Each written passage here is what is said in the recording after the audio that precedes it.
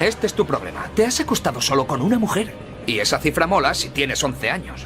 Pero esta noche vamos a buscarte una chica nueva.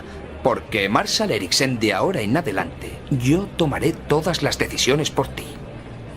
Disculpa, ¿cómo te llamabas? Este es Barney, le conocí el otro día. Es un poco cretino. Estoy enseñando a Ted a vivir.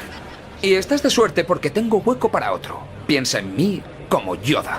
Aunque en vez de ser pequeño y verde, llevo traje y soy sublime. Soy tu brother. Soy Broda. Y hoy vas a emplear la fuerza para llevarte a la cama a la tía más sexy del bar. ¿Va a emplear la fuerza?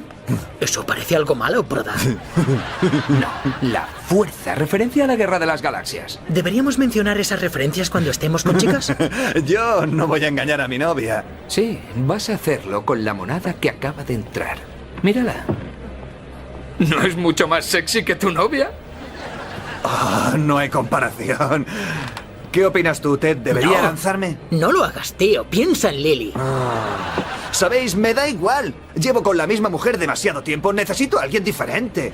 Sí, sí. Un consejo. Puedes conseguirlo, pero para ser más precisos, probablemente no puedas. Estás demasiado desentrenado y ella es muy sexy para ti, así que recuerda, esta noche no se trata de anotar, se trata de creer que puedes conseguirlo, aunque probablemente no puedas. A por ella, tigre.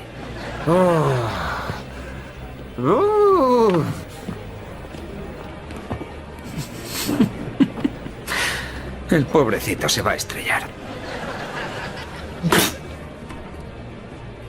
Ese hombre es un dios.